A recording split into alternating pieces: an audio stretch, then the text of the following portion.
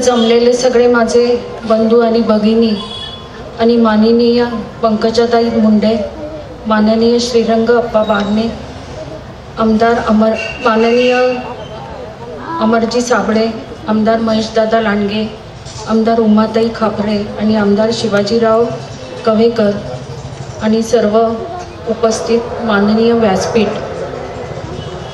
साहेबांना जाऊन आता जवळजवळ 1.25 ते 1.5 महिना होत आलेला आहे.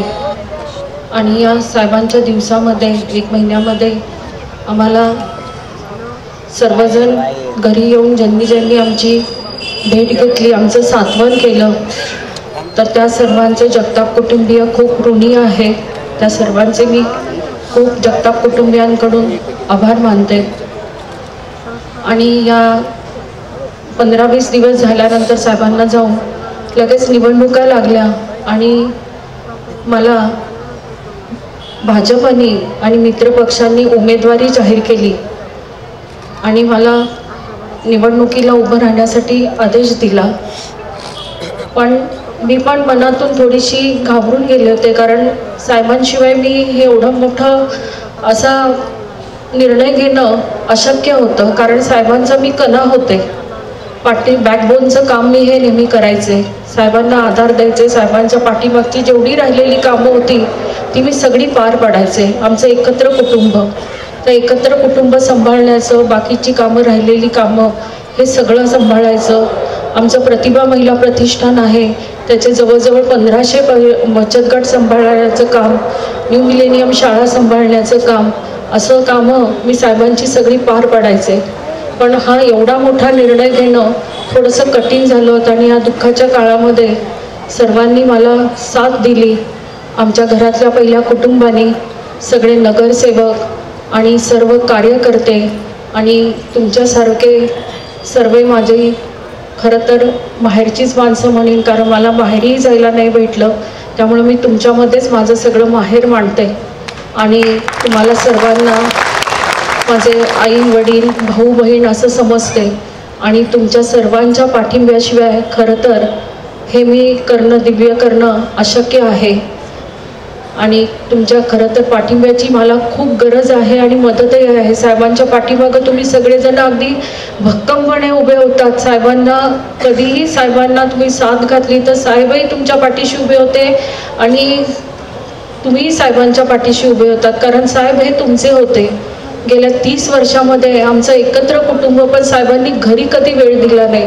घरी कधी नसायचे साहेब, नेहमी तुमच्यामध्ये सगळून गेलेले असायचे. 2 दिवस जरी वेळ काढा म्हटलं तर त्यांना वेळ नसायचा. साहेबांकडच्या पाठीमागं मी नेहमी कुरकुर करायचे की तुम्हाला वेळ नसतो आमच्यासाठी.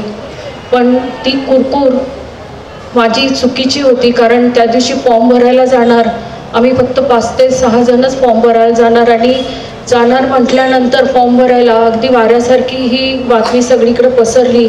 आणि तुमच्यासारखी सगळे माझे बंधू आणि भगिनी एक 50 ते 60 हजारच्या एवढ्या मोठ्या संख्येने सगळेजण हजर राहिलात आणि मला जी हिंमत दिली, मला जी ताकद दिली, ती अगदी मला भारावून गेले मी, की मला माझ्या पाठीमागं एवढी माणसं आहेत आणि मी उगाच कुरकुर करत राहिले साहेबांच्या पाठीमागं की तुम्ही काय कमवलं आणि काय नाही. तर साहेबांनी हे कमवलं की तुमच्यासारखी सगळी माणसं जमवली. बंगला, गाडी हे सगळ्या दुय्यम गोष्टी आहेत, ह्या काय मिळतात आणि जातात, पण तुमच्यासारखी माणसं मिळणं कठीण आहे. कुणीही त्या दिवशी त्रास न घेता, म्हणजे काहीही त्रास आम्हाला होत नाही असं कुणीही म्हटलं नाही.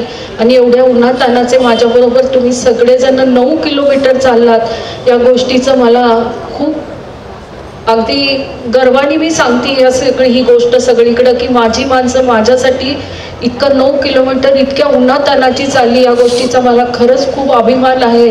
आणि खूप सार्थ अभिमान, अगदी आयुष्य माझ्या शेवटच्या श्वासापर्यंत राहील.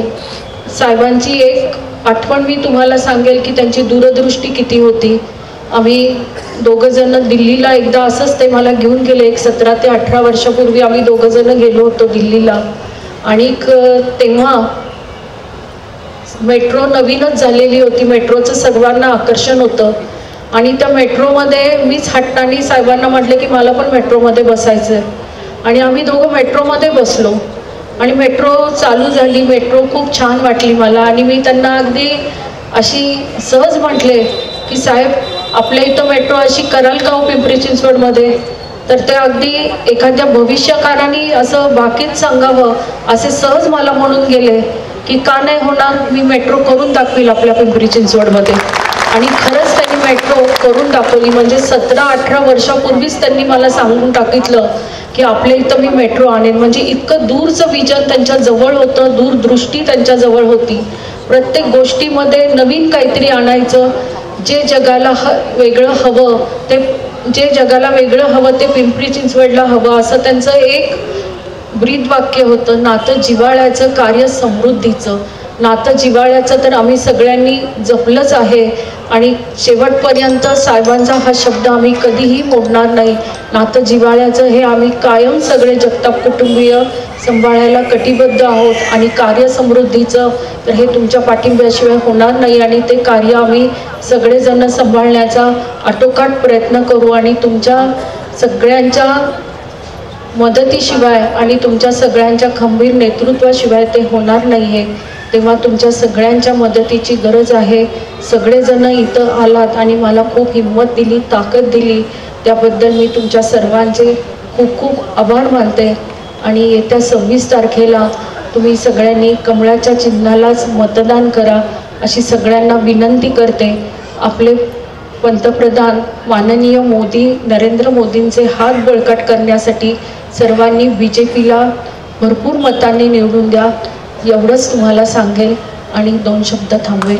धन्यवाद.